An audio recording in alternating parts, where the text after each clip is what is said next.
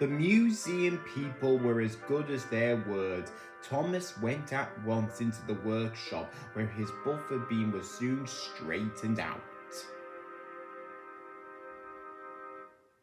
In the workshop was a green engine like Flying Scotsman, but smaller. He was called Green Arrow. My brothers and I were built to run fast goods trains, he said, but we did it so well that they let us pull expresses too in the end. Now I'm the only one of my sort left. Green Arrow was so friendly that when Thomas was mended, he was sorry to leave him.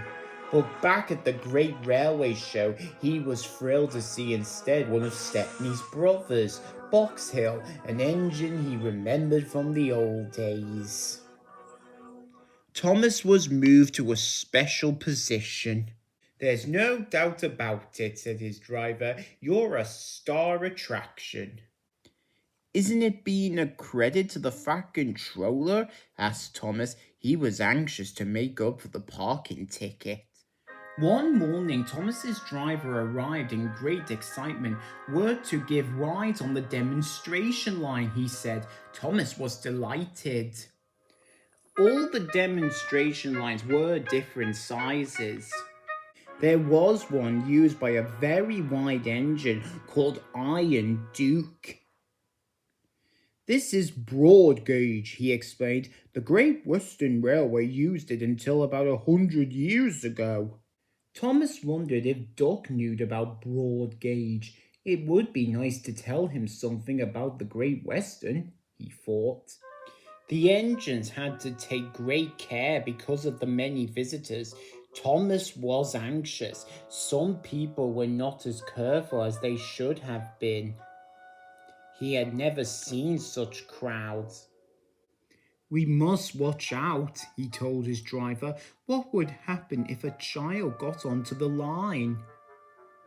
"Don't worry, Thomas," replied the driver. "There are plenty of good strong barriers and we'll take care." But Thomas did worry. He was afraid that in an emergency he might not be able to stop soon enough. Next morning, Thomas felt better. The sun was shining, and he was looking forward to talking to Iron Duke again. He churned happily backwards and forwards along the demonstration line all day. Then, nearly at closing time, it happened. Thomas saw something fly through the air and landed on the rails in front of him. His driver saw it too and put the brakes hard on. "Peep, peep, peep, peep, peep," whistled Thomas in alarm. "I must stop, I must." Thomas shuddered to a halt, and a great cloud of steam wheezed noisily from his cylinder cocks, but he couldn't stop before he hit the bundle.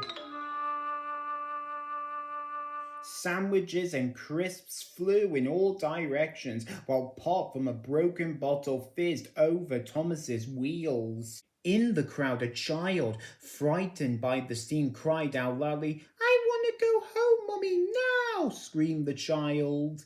"You noisy great engine!" shouted his mother, waving her fist at Thomas. "I'm going to see the manager."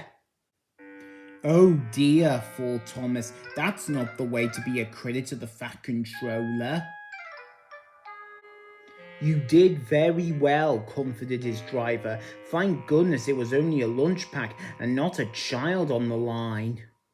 The fireman was expecting Thomas. "Hey, look at this," he shouted. The driver went to see. "You've damaged your buffers when you stopped suddenly," he told Thomas. "No more work until they are fixed, I'm afraid.